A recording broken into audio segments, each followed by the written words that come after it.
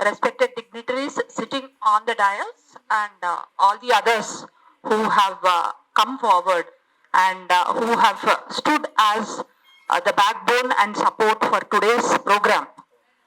Definitely, it's a moment of celebration for each and everybody, because out of so many BC castes, today all the women belonging to different BC communities, they have come forward, and they have accumulated over here, and they are moving forward with a very positive intention of demanding the government at the center for providing not just 33% reservation but 50% reservation for women, which is a very positive step, and I wish success to each and everybody over here. Apart from that, the intention with which I have come here is, I have two intentions. One is that previously I was working as head Department of Economics at Government City College, and I even got elected as State Lady Secretary for Telangana Government Guested Teachers Association. So ఈ రెండు సందర్భాలలో కూడా నేను వేదిక పైన చాలా మాట్లాడడం జరిగింది.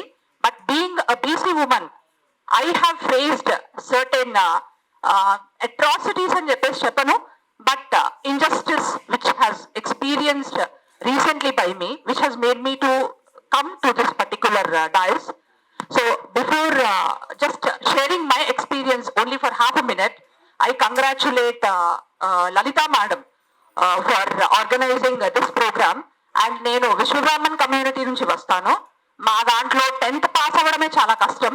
I'm born and brought up in the belt of Hyderabad. Hyderabad చాలా డెవలప్డ్ అని చెప్పేసి అంటారు, కానీ even today also there are several pockets of Hyderabad which still remain as semi slum areas. And these semi-slum areas even today also suffer for drainage facilities and water supply facilities. I come from Gauligooda Chaman area, where even today also I fight for the same kind of facilities with GHMC people. And I am able to fight only because I am a government servant, where the officers over there are at least ఆలకిస్తున్నారు నేను చెప్పేటువంటి complaints ని. అందుకోసం మాత్రమే అక్కడ నేను అడిగేటువంటి ఆ problems కి జస్టిస్ జరుగుతుంది. ఇక రెండో విషయం, మా కులానికి సంబంధించి పొలిటికల్ రిప్రజెంటేషన్ ఇంతవరకు అస్సలు లేదు. వస్తుందా రాదా అనేటువంటిది తెలియదు, ఎందుకంటే ఉన్నటువంటి ఎడ్యుకేషనే చాలా backward.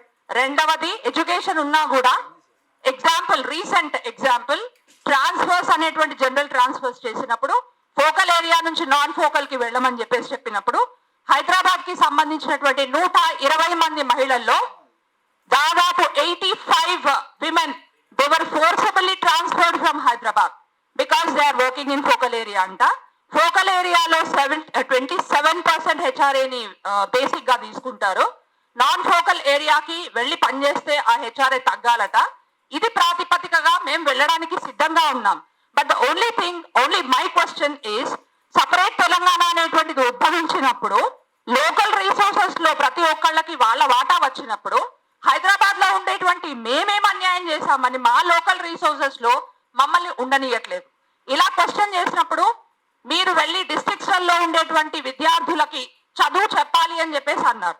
Yes, we have gone over there and successfully we are teaching. ఎందుకంటే బిఫోర్ తెలంగాణ మా అపాయింట్మెంట్ అంతా కూడా ఏజెన్సీ ఏరియాస్ లలో ఇచ్చారు, నాన్ లోకల్ కింద.